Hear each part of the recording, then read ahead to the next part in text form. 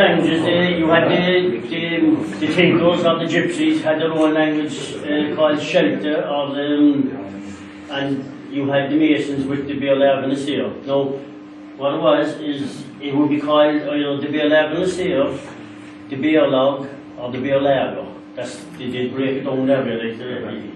No, went to this first, is it? I should put that up there, shouldn't I? Right. The first time I ever came across it was St. Patrick's Day Parade in 1966. And the Masons at that time, they used to have a parade every year on St. Patrick's Day, and they'd bring up their banner and they'd all march behind it, and they'd all come back to the pub afterwards. And all the kids, of course, would be shagged off upstairs in the man's front room, and the lads would be downstairs, and of course they'd all be talking in their own language, so that no one inside the bear would have a clue what they're saying. And as some of you don't have a clue as what I'm saying at the moment. Right? And that's some of the lads know that, as you can see, that's the banner here. Actually, that banner cost us €35,000 to conserve. We nearly finished it there about 2 years ago. Next one. Yeah, there we are. People involved in recording the secret language of the Masons. Well, the first recorded event was this fellow, Mac Elegate, in 1808 in the Gaelic Society of Dublin. About 20 words he put in. He was supposed to get more afterwards, but he never delivered on that.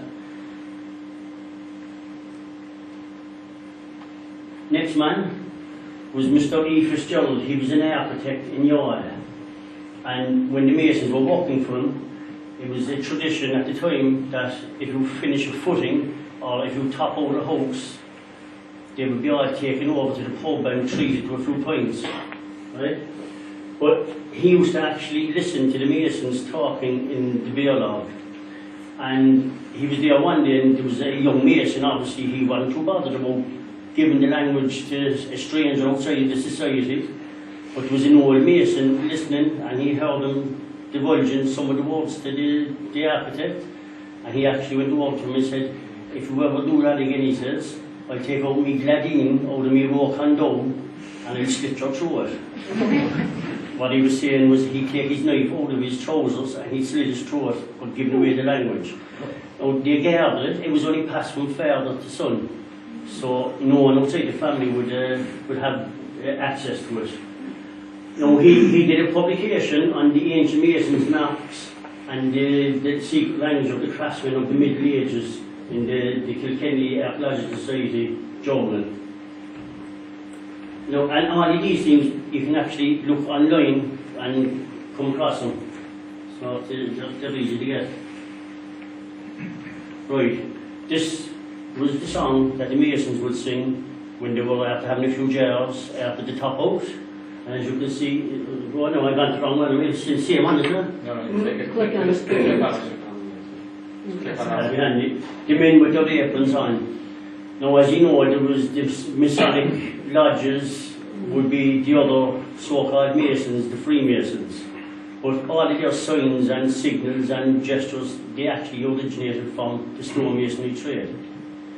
And of course, like, you know, anytime there was an opening of a new building, it was always the Masonic boys were at the front getting their photographs taken or being interviewed, whilst the craftsman was at the back waiting for to actually deliver the job. Like.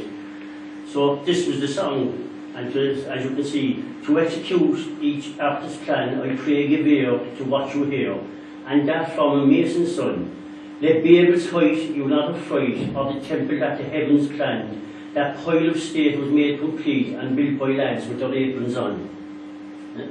Any glasses? Oh, I can read it. On Egypt's plains they took great pains to raise the pyramids so high. Who had them made, it is not said, nor can they tell the reason why. How they stood before the flood, for to deny it no man can. But this they may sincerely say, they were built by lads with their aprons on. And you masons bright take no delight in what they call Freemasonry. for with their mock signs, their squares and lines, or any of their damn mystery. For it is well they know it was by you that their wondrous works were done. They pledge their souls and steal our troubles and mock us with their silky aprons on.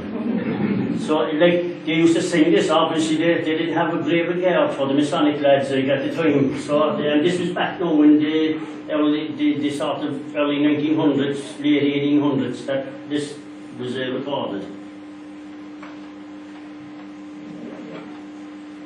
The next man to record any of it was a fellow by the name of D. Lynch from Ballyhorney, County Cork. He contributed some works to the Gaelic Journal around the same time.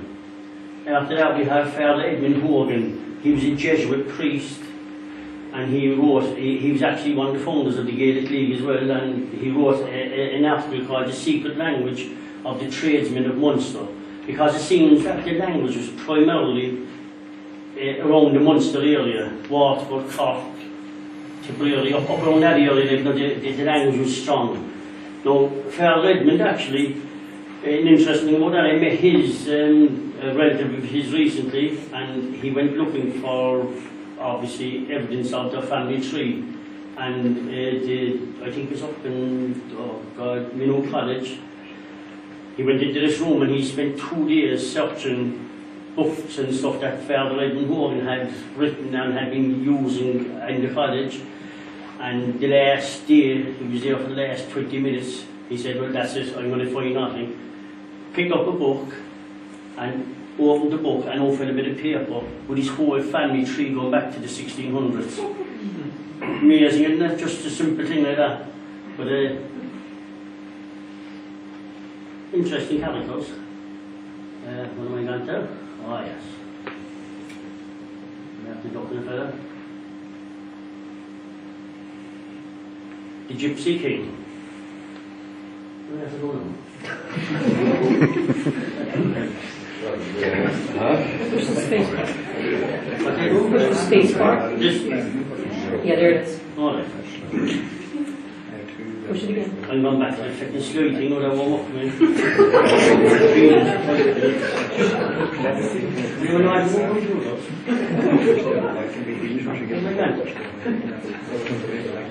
That's escape.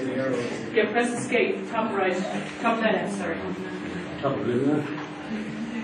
I just want to go back on the normal thing again.